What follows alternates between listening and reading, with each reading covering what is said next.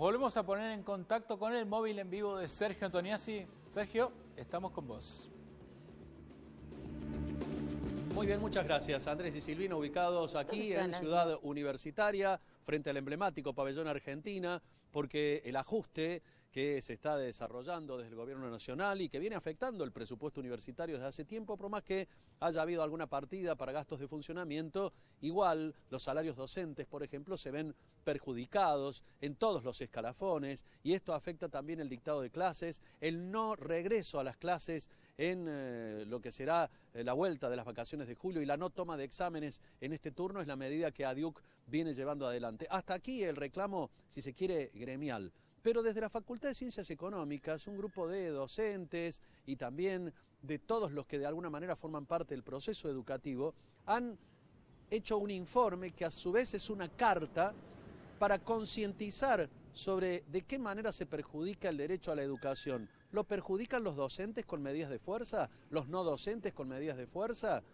¿O lo perjudica el Estado Nacional no dando el presupuesto que corresponde a las universidades? Santiago Burachi es profesor de la Facultad de Ciencias Económicas, da entre otras materias estructuras de la economía, los principios de la economía. Santiago, bueno, ¿cómo pensaron en hacer esta carta que a su vez es un informe? Buen día. Buen día, Sergio, ¿cómo estás? Mira, la idea de la carta surgió para establecer un diálogo con las y los estudiantes en principio de nuestra facultad, pero con la idea de que se pueda extender a otras unidades académicas. Digamos, luego de las medidas que, como vos bien decías, tomamos en la última asamblea de ADIUC, que son fundamentalmente la no toma de examen y el no inicio de las clases en el segundo semestre, y viendo que eso generó un poco de ruido entre estudiantes, entre agrupaciones estudiantiles, por esto de verse afectado el derecho a rendir, bueno, decidimos hacer una carta abierta que un poquito, por un lado, explique y comente cuál es la situación salarial que estamos viviendo las y los docentes de las universidades nacionales, y por otro, que discuta un poquito, ¿no? Respecto a esto de la medida en sí, respecto al derecho, como vos decís, a quién debe garantizar el derecho a la educación, que comente un poco cuáles son las medidas que hemos tomado hasta ahora. Por ejemplo, si no se paga la energía eléctrica, si no se le paga EPEC, EPEC le corta la luz a la universidad, ¿la culpa la tiene EPEC o la tiene la universidad o el Estado Nacional que no le da el dinero para pagar la luz? Claro, eso se me ocurría a mí como un ejemplo, ¿no? Digo, si de golpe el Estado Nacional decidiera no pagar la luz, a nadie se le ocurre, o pagar la mitad de la luz, como se le está pagando a muchos docentes, ¿no? La mitad de lo que recibían en diciembre del año pasado. A nadie se le ocurriría decir que EPEC tiene la responsabilidad de no garantizar el acceso a la educación o no garantizar un acceso a la educación en condiciones dignas, con lujo, con lo que sea, ¿no? Bueno, ¿por qué a las y los docentes, lo mismo pasa con otros trabajadores y trabajadoras de la universidad, ¿no? Pero bueno, en este caso los docentes, que vemos que nuestro salario cayó un cuarto o entre un cuarto y la mitad con respecto a diciembre, ¿por qué se nos exige que garanticemos ese derecho, ¿no? Entonces, claro, el derecho a cobrar un salario digno también es un derecho, lo mismo que el derecho a estudiar.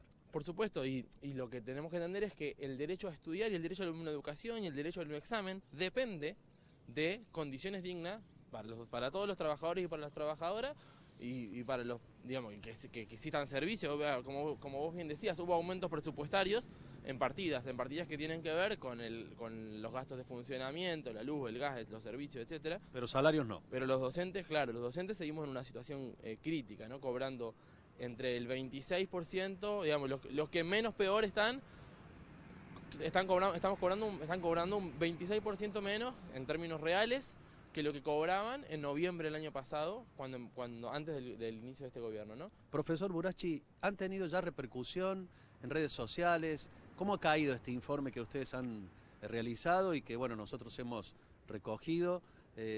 ¿Los estudiantes toman conciencia de esto, se dan cuenta o simplemente reclaman su derecho a educar en contra de los docentes? Bien, es una buena pregunta. Nosotros, a ver, repercusiones, por ahora hemos tenido más dentro de docentes de la misma facultad. Nosotros lo hicimos entre un grupo de docentes que por ahí estábamos más cercanos y dijimos, che, saquemos algo rápido, y muchos docentes la verdad que han respondido bastante bien a la carta. Como la sacamos el viernes pasado y nosotros en la Facultad de Ciencias Económicas esta semana estamos de receso, todavía no hemos tenido la posibilidad de poder establecer un diálogo con los estudiantes, pero sí creemos realmente, hemos tenido discusiones como estas con los paros que tuvimos en este semestre. Como yo te decía, no es que la primera medida que se nos ocurre de la cabeza es decir, ¿qué hacemos? Bueno, no tomemos examen. No, venimos con una serie de medidas, paro, actividades de clases públicas, actividades de concientización, la marcha universitaria que hicimos, que fue masiva en abril de este año, ¿no?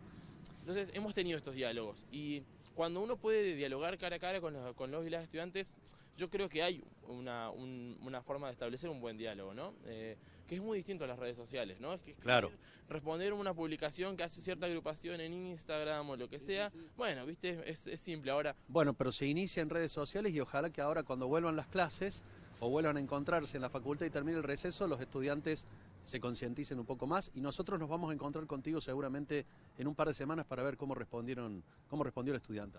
Bueno, sí, la verdad eso. La idea es que, de hecho nosotros cerramos un poco la invitación, la carta con eso, con una invitación a que nos encontremos en la facultad. Nosotros hemos desarrollado durante todo el semestre una asamblea interclaustros en la facultad donde nos encontramos con estudiantes, con no docentes, con docentes, con las autoridades mismas de la facultad también que han participado. Entonces, la idea es de nuevo apostar a encontrarnos, ¿no? La carta es un poco eso, es che. Nosotros, el profe que te da el práctico no es un ser que te está queriendo dejar sin el derecho a educación, sino que también es alguien que trabaja, que tiene un laburo, y nos encontremos y dialoguemos y podamos entender por qué el conflicto universitario no es que depende de la voluntad de qué tal, porque si no siempre terminamos... No, claro, por supuesto. Terminamos cayendo, ¿no?, en esto de la buena voluntad o de la vocación del Bueno, profe. lo seguimos. Bueno, muchísimas gracias a todos.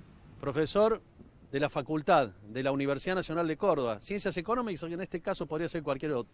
A ver, para explicar brevemente, el ajuste que se está haciendo, por ejemplo, en el multimedio SRT, que pone en riesgo las fuentes de trabajo, incluso hasta no pagando los salarios, es un ajuste que también va llegando a distintos estamentos de la Universidad Nacional de Córdoba, con un Estado nacional y con las universidades que no están pagando los salarios dignos a los docentes, que son los que dan clases y que tienen, como los estudiantes, el derecho a educarse debe ser garantizado, el derecho a cobrar un sueldo, un salario digno, también debe ser garantizado.